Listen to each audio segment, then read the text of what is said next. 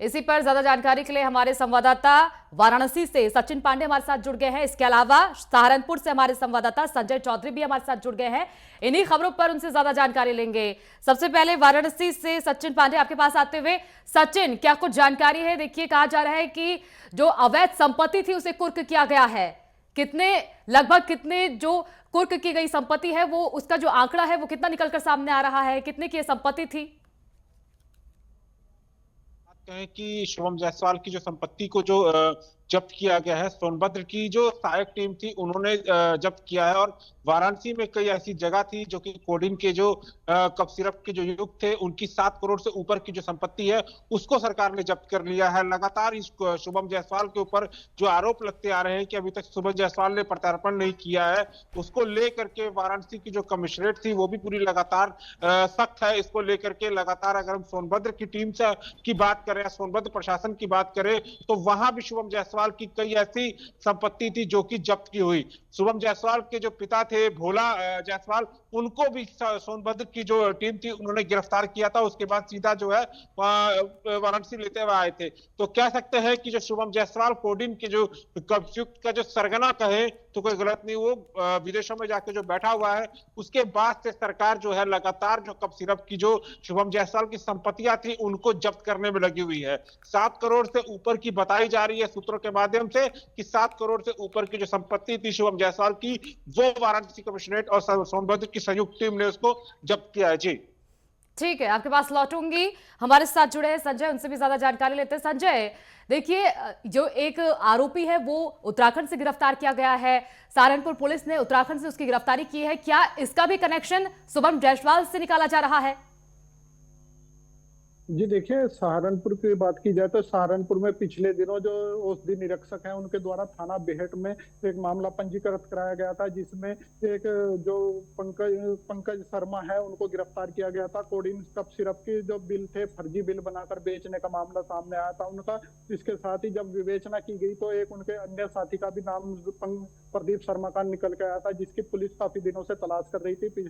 Police ने Behat police के द्वारा अभी उसको उत्तराखंड से गिरफ्तार किया गया है। हालांकि वह बताया गया है कि जब पूछताछ में उससे पता चला है कि वह उत्तराखंड का रहने वाला है, लेकिन विकास नगर में कहीं छुपकर किराए के मकान में रह रहा था। पुलिस ने अपने सूत्रों के आधार पर उसको कल रात गिरफ्तार किया है, उसको जेल भेज दिया है। सारी पुलिस जांच कर रही है। उनके अन्य साथियों का भी पता लगाया जा रहा है कि कैसे फर्जी बिल बनाकर कोडीन युक्त सिरप बेचते थे। बात सहारनपुर की जाए तो इनसे पहले भी 6 गिरफ्तारियां हुई थी और 2 ये गिरफ्तारियां हुई हैं, तो सहारनपुर से लगभग 8 गिरफ्तारियां इस केस में अभी तक हुई हैं और पुलिस लगातार इनमें जांच कर रही है। अभी और भी कौन इनके से साथी हैं उनकी भी जांच पुलिस कर रही है। जी बिल्कुल सचिन, जिस तरीके से एक के बाद एक खुलासे हो रहे हैं, देखिए उत्तराखंड से एक व्यक्ति को पकड़ा गया है।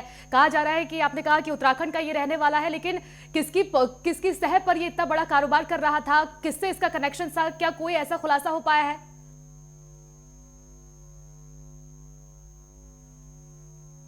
जी, सहारनपुर की बात की जाए तो सहारनपुर अभी पुलिस पर वो इसकी पूरी जांच कर रही है। कौन इसके साथ और भी कौन लोग मिले हुए हैं, जैसा कि बताया गया है पंकज शर्मा को 31 दिसंबर को ही गिरफ्तार कर लिया गया था।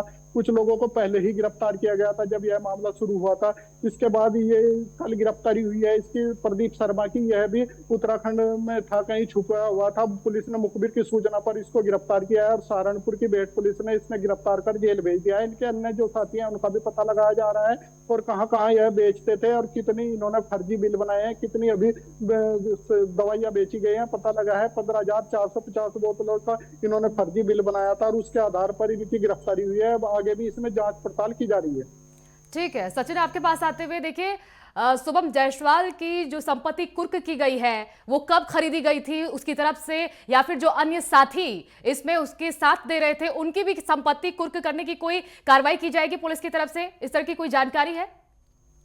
देखिए, शुभम जायसवाल के साथ में जितने भी लोग इसके अंदर फंसे ना नहीं कहूंगा, जो इस मास्टरमाइंड में शुभम जायसवाल के साथ में कोडीन युक्त में है, उन सबकी जो होगी, जो अभी प्रशासन से दूरी पर है, उनकी जितने भी लोग इसमें जुड़े हुए हैं, उनका भी कहीं ना कहीं जो यहाँ जो जब्त है, जो उनके मकान कह लीजिए चाहे उनकी जमीन है, वो जो जब्त होनी है तो उसको लेकर के लगातार जो है प्रशासन भी अलर्ट मोड पर है। और जितने भी, क्योंकि ये एक छोटा मोटा सिंडिकेट नहीं था, बहुत बड़ा सिंडिकेट था जो कि सीधा वाराणसी उत्तर प्रदेश से लेकर के झारखंड और बांग्लादेश तक इस सिंडिकेट के जो सूत्र थे वो फैले हुए थे। लगातार कह सकते हैं कि कई ऐसे इसमें सफेद पोश लोग भी थे जिनका भी नाम अभी खुलासा होना वो भी बाकी है। तो कह सकते हैं कि कई खुलासे हुए भी, कई खुलासे होना अभी बाकी है। लेकिन शुभम जायसवाल जब तक नहीं पकड़ा जाता तब तक इसकी जो गुत्थी सुलझती हुई नजर नहीं आ रही है। लेकिन शुभम जायसवाल के को भी अगर कह सकते हैं कि जो कोडी नियुक्त में जितने जो मेन सरगना है शुभम जायसवाल, मास्टरमाइंड जो कह सकते हैं, उनकी जो संपत्तियों के बाद भी उसको